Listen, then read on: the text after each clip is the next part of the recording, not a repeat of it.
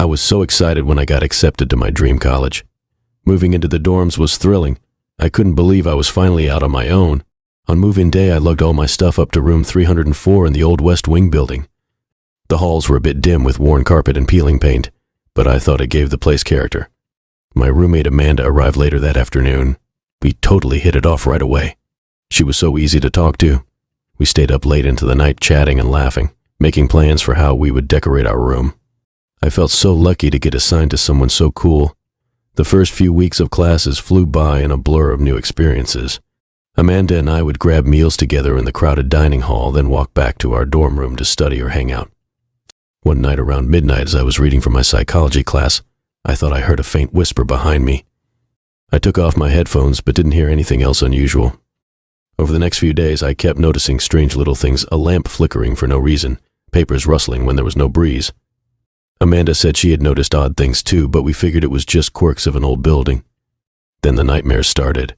Every night for a week straight, I had terrible dreams of a dark, faceless figure chasing me through empty hallways, no matter how exhausted I was. I'd wake up in a cold sweat, heart racing. The dreams felt so vivid it was hard to shake them off and get back to sleep. Amanda said she'd been having really bad nightmares too, which was odd since she never had them before. One night I woke up suddenly to use the bathroom and froze. In the shadows across the room, I swore I saw a dark human-like silhouette that vanished when I quickly turned on the light. I was really freaked out, but tried to rationalize it. Old buildings make strange noises and shadows in the dark, right? I finally asked some sophomores in my dorm if they knew anything about the history of the West Wing. They got quiet and finally admitted that a female student had died tragically in room 304 years back.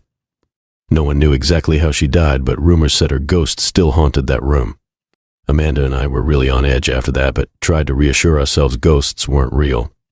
But the bizarre activity kept escalating. Doors would slam loudly in the middle of the night. Our TV turned on by itself, volume blaring static. I'd come back to find papers and books scattered everywhere when I knew I'd left them neatly stacked. One night I thought I heard a girl weeping and pleading for help in the room, though Amanda swore she didn't hear anything when I asked. I couldn't take it anymore, so I dug into old school records to try to find out what happened to this student. All I could find were vague references to her accidental death with no additional details. It seemed like the school wanted to cover up the whole incident. The paranormal activity continued to get more aggressive no matter what we did. Burning sage, hanging crosses and rosary beads, praying out loud. Nothing worked. Loud banging would jolt me awake multiple times a night. I'd see that shadowy human-like figure lurking in our room almost daily at this point. I felt myself spiraling mentally and emotionally. I was anxious and paranoid all the time now, dreading returning to our room every day. I struggled to focus in class. The intensely vivid nightmares continued, always featuring this ghostly girl crying about needing help and warning me to leave. My thoughts were totally consumed by trying to figure out what happened in room 304. I knew I needed to do something drastic before I had a complete mental breakdown. The school was no help, so in desperation, I found a local paranormal investigator group to come check out our room. When they arrived, the lead investigator explained that sometimes a tragic death can trap a soul on Earth if they die with unfinished business. As they set up cameras and equipment, I felt hopeful they would finally free us from this entity. After analyzing the room, they confirmed a dark and powerful spirit was present. They believed an exorcism ritual could help it find peace and move on. Once they started, the atmosphere in the room shifted instantly. Windows blew open, objects whirled around us, an inhuman growl reverberated through the walls. But the team persisted, commanding the evil presence to leave this world. After what felt like hours, an eerie silence fell over the room. The investigators assured us the ghost was gone at last. Amanda and I hugged each other tightly, both crying with relief and gratitude that the months-long haunting was finally over. That night, as I got ready for bed, I felt totally at ease for the first time in ages. No creepy whispers or cold spots anymore. I said a prayer of thanks that we survived the ordeal and could go back to being normal college freshmen. I fell into a deep, peaceful sleep, and when I woke up the next morning, it felt like a fresh start. What an insane first semester, but I was just so relieved I could walk around my room again without fear. It was the week before finals, and the pressure was mounting. My friends and I decided to be proactive and form a study group so we could help each other prepare for the big exams ahead. We picked the university library as our study spot. thinking the quiet atmosphere would help us focus without distractions. I had heard rumors that the old library was haunted, but brushed them off as silly stories. Ghosts weren't real, right? We met in the library after dinner and settled into one of the group study rooms on the second floor. The room was small but cozy, with a big wooden table surrounded by old leather chairs. We took out our books, notes, and laptops and started quizzing each other on key concepts from each class. After a couple intense hours of studying, my brain felt fried. I decided to take a quick break and wandered off to find a vending machine to get a snack. The library felt eerie and deserted this late at night. The tall bookcases loomed over me, packed tight with old dusty tomes. My footsteps echoed ominously through the maze of stacks as I navigated my way towards the back corner where I hoped to find a machine. The whole place just gave me the creeps. I finally located a vending machine tucked away in a dimly lit alcove. I bought a soda and a candy bar to recharge. When I got back to the study room, my friends asked where I had gone.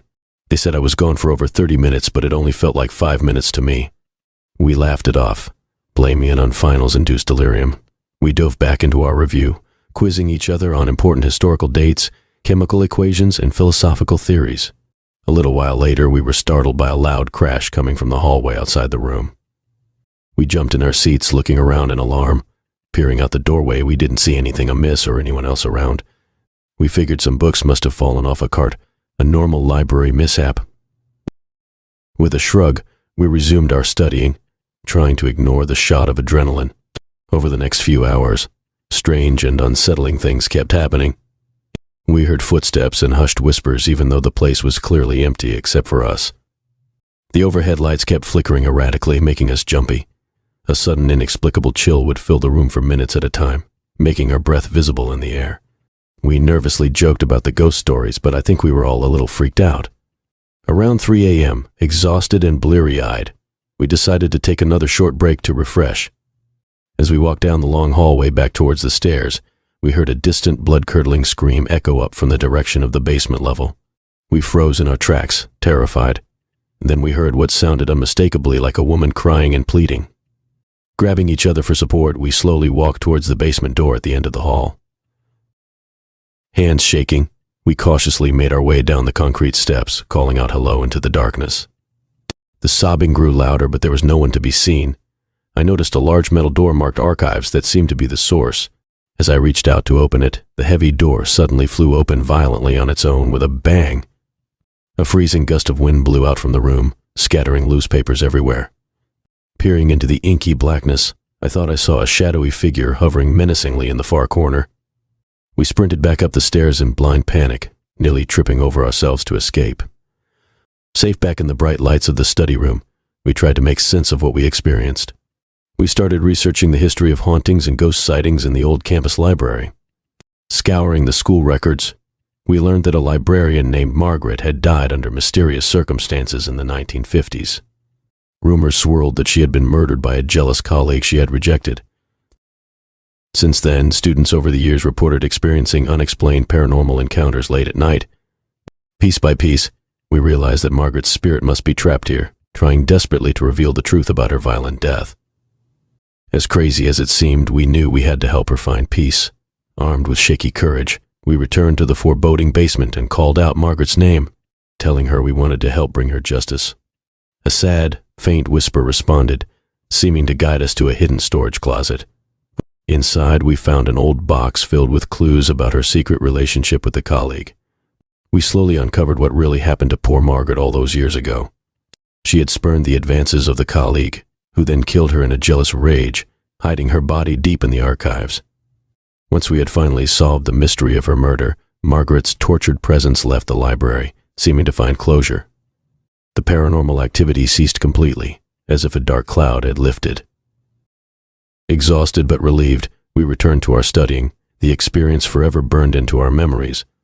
My friends and I will never forget the night we experienced the legendary haunting of the campus library firsthand. Though shaken, we survived finals week with a new perspective on life and death. I know now that ghosts are real and the past can come back to haunt you if the truth remains hidden. Whenever I'm in the library late at night, I feel certain Margaret's spirit is now at rest, her story finally brought to light after so many decades in the shadows.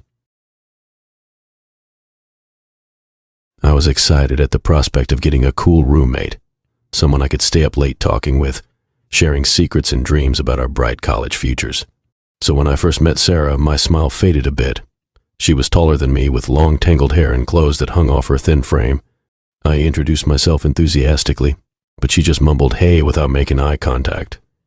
A bad sign, but I told myself not to judge too quickly. The first red flag was how Sarah decorated her side of the room.